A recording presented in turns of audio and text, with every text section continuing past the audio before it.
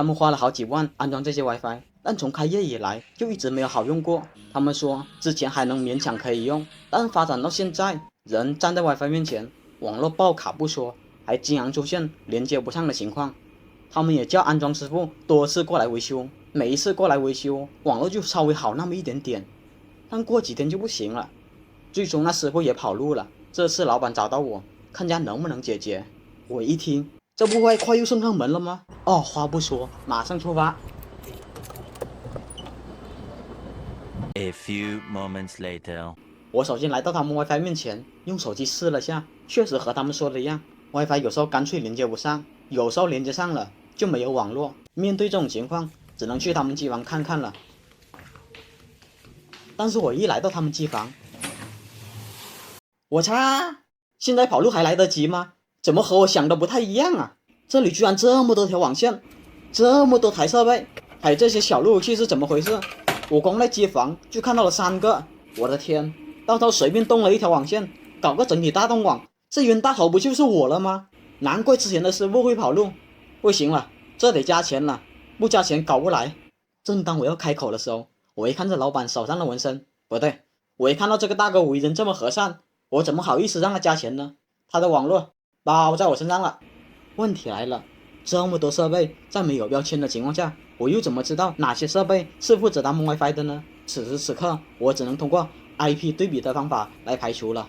首先，我们用手机连上 WiFi，然后点击感叹号，选择 IP 设置，再选择静态。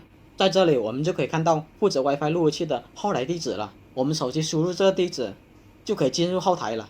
进入后台后，我看到了爱快这个界面，这我就知道了，他们的主路由器是这台爱快设备。接下来我就开始一台一台的排除了。我随便接到一个交换机上，然后打开网络和共享中心这个界面，点击以太网，再点击详细信息，在这里就可以看到默认网关了。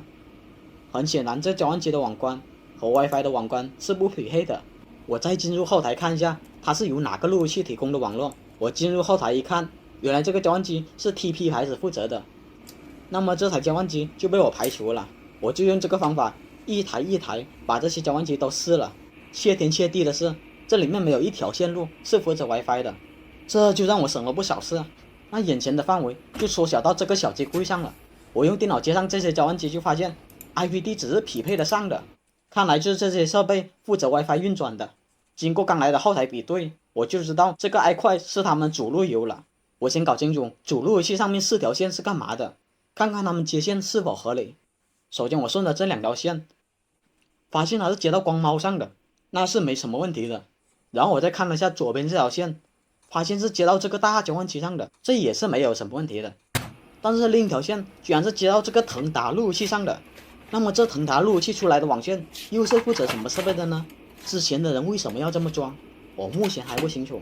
线检查完毕后，我就用电脑接上去，看看它网速能跑多少。经过测速，它能跑到500兆，正好和他们办理的宽带是相符的。那么源头的路由器网络是没有问题的。那接下来我就测一下这交换机的网速如何。经过测速，也是可以跑满500兆宽带的。我发现这条网线又把网络传到了这个交换机上了，那我也接上去打算测一下，看看有多少兆。经过了测速，这台交换机的网速也是没有任何衰减的。既然网速都这么快，为什么 WiFi 还卡得厉害呢？没理由啊。于是我进入路由器后台看下什么情况。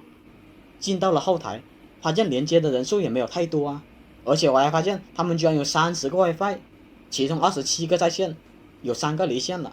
但是我在机房里面看了下这些交换机，网线数量对不上不说，还有一个并不是 PoE 交换机，那其他地方肯定还有 PoE 交换机才对。由此我推测他们 WiFi 卡的故障原因可能并不在机房，而是在另端的 PoE 交换机上。我就问了下大哥，哎，老板，就是你这边那个线好像数量不对啊，交换机好像也不对啊，你是不是其他地方还有交换机啊？是，2楼还有交换机，2楼2楼吗？啊，有个机房。那你带我去了。好。然后大哥就把我带到了另一个机房，哪成想另一个机房也是同等的恐怖。这里的网线完全不亚于刚来的机房，同样是一大堆网线。不过好在大哥说，这些交换机并不是负责 WiFi 的，负责 WiFi 的交换机在机柜后面。我来到了后面，这些我操交换机！虽说标语交换机是找到了，但这个数量也太多了吧！而且很多网线还是没有标签的，这些没有标签的网线又是负责什么的呢？我目前不清楚。不过好在当初的师傅天地良心，把负责 AP 的网线都打了标签，这让我省了不少事。那么我就拔掉其中一条网线，用电脑接上去，打算测一下宽带到这里到底衰减了多少。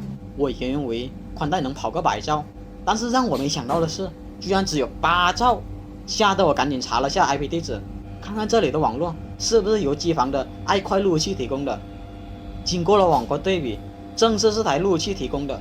我输入的这段地址也是能进入后台的，当时我就怀疑是不是测速软件搞错了，于是我又重新测了下速。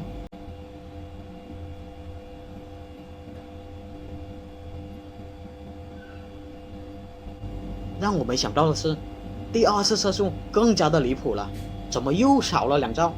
刚才还有8兆呢，看来问题就是在这里了。这种情况我得找到他们主线才行，看下是主线的问题还是这些交换机的问题。但是我翻来翻去，愣是没有找到带有主线的标签，唯一可疑的就是这条白色线了。但偏偏这白色线写的1楼，他们总机柜在3楼，那我只能用电脑接到交换机上，通过拼主机的方式来找到主线了。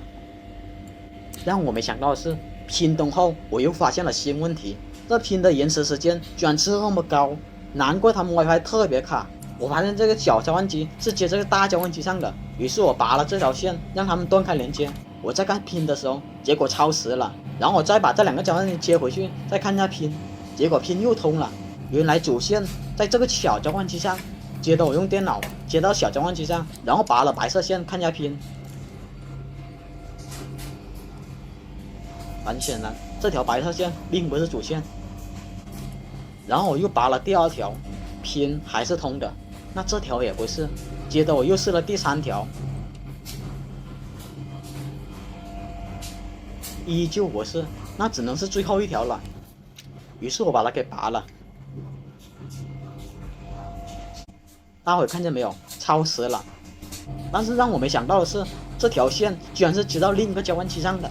看来主线在这个交换机上，好在这个交换机线不多，我用同样的方法找到了真正的主线，我把它接到电脑上，这时候拼的延迟时间也稳定了下来。